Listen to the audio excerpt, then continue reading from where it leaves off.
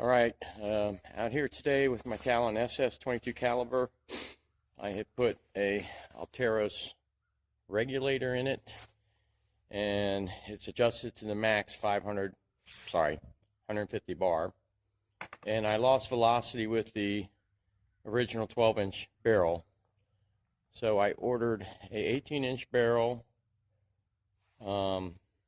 with a shroud.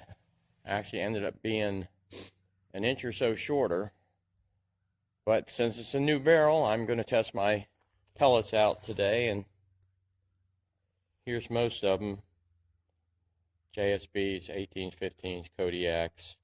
I also got the Beeman, I also got the H&N Barracuda mattress, is also the same as Kodiak, and some other pellets.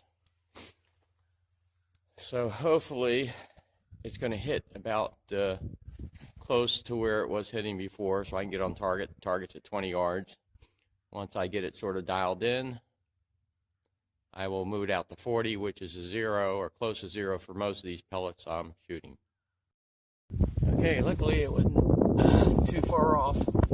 First shot there, second shot there, dialed it in. Move the target out to 40 yards now. Feel a little breeze. More than a little breeze, but we'll see what we can do.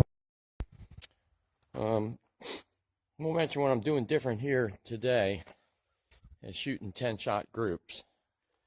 And I just shot 10-shot group out at 40 yards with the JSB 18s. And even with a little breeze, it seemed like a pretty darn good group.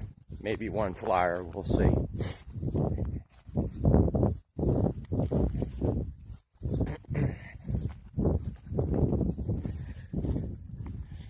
Alright, there you go. There's 10 shots.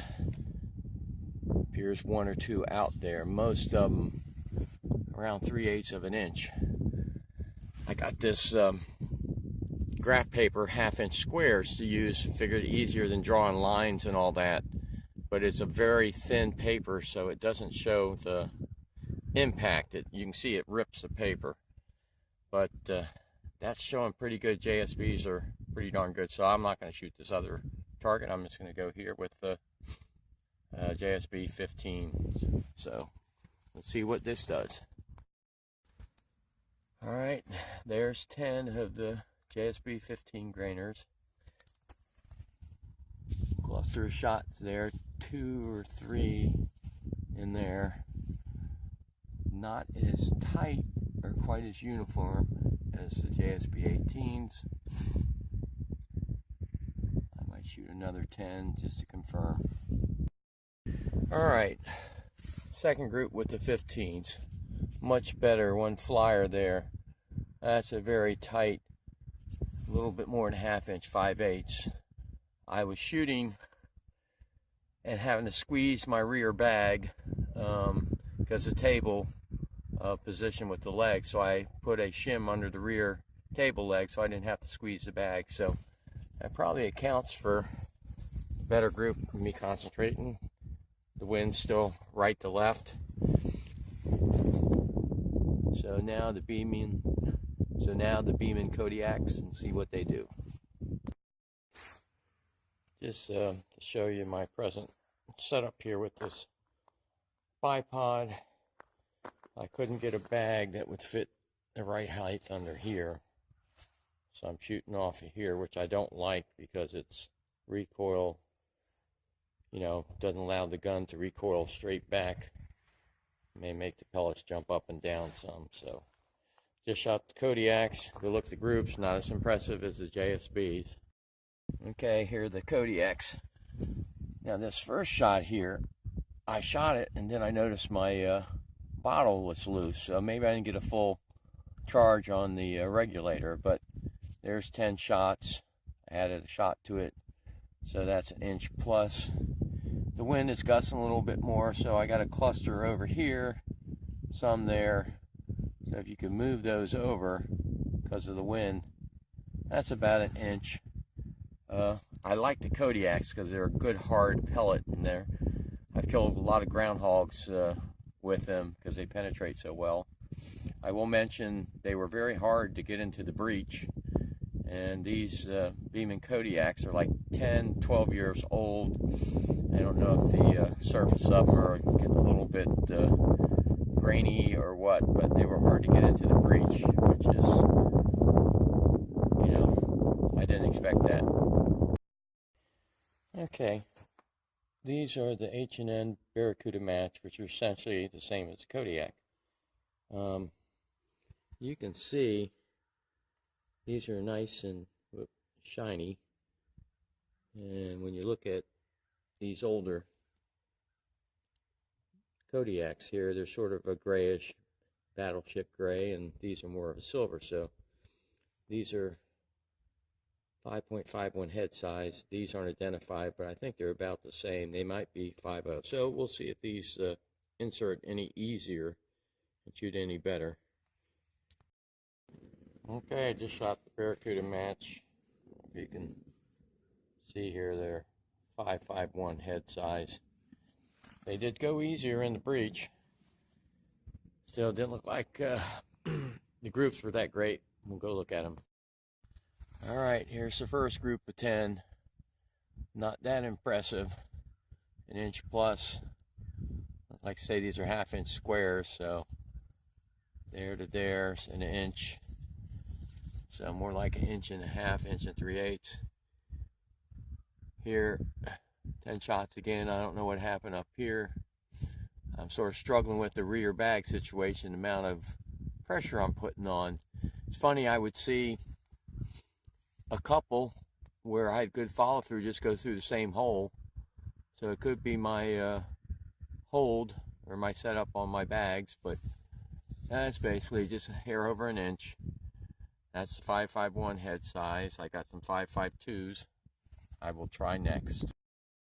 Alright, I just shot the Barracuda match, which are 21.14 grains with the 5.52 head size. They were harder to get in the breech and did not shoot well. Probably, you know, it's going to be like pushing a 2-inch group out there. We'll look at it a little later. I'm going to shoot my next pellet.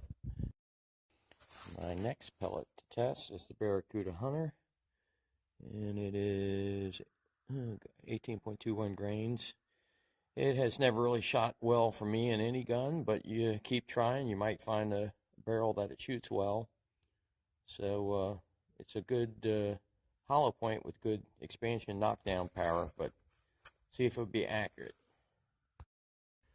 Alright, here's a review. The Barracuda match, 5.51 head size. Not bad, but about an inch plus. Then went to the Barracuda match, 5.52 head size.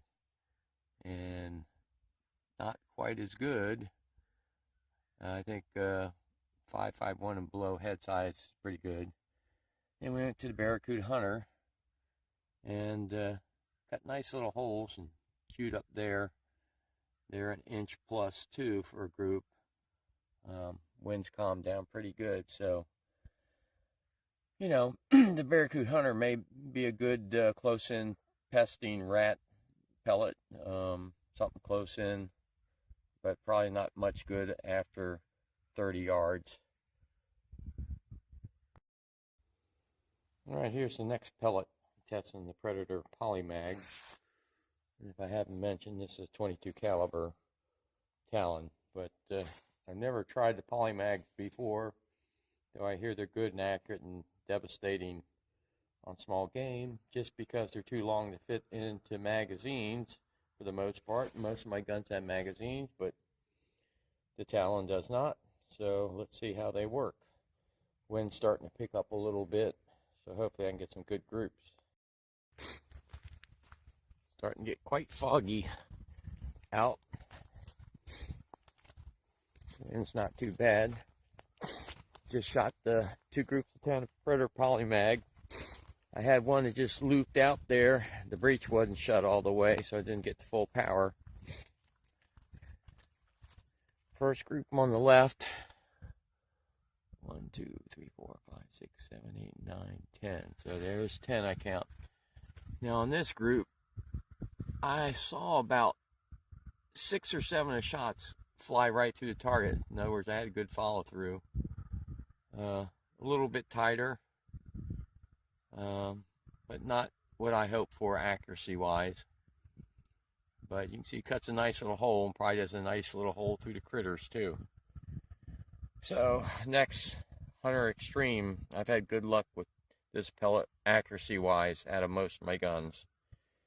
Then the Terminators, like Arnold, it'll be back.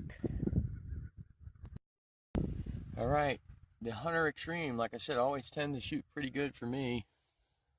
There's one shot dropped out.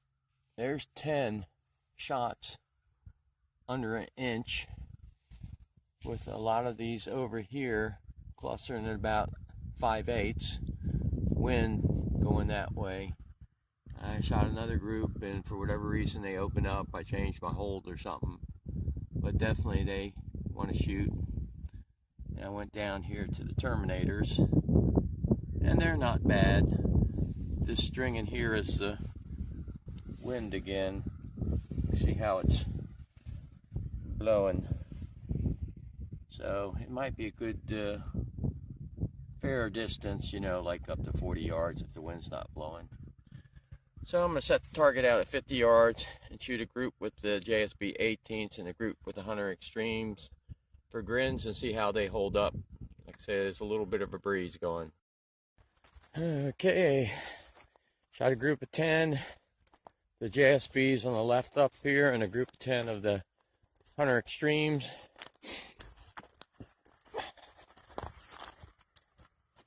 And as you can see, the JSBs were uniform, but 1, 2, 3, so 1.5 inch group plus. Now, the Hunter Extremes is another story. Consistency. Out of 10 shots, 8 shots here, just over over an inch, about 1.25 inches.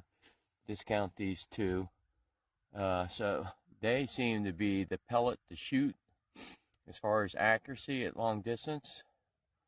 They're a semi-hollow point, so they might be good for hunting aspects too.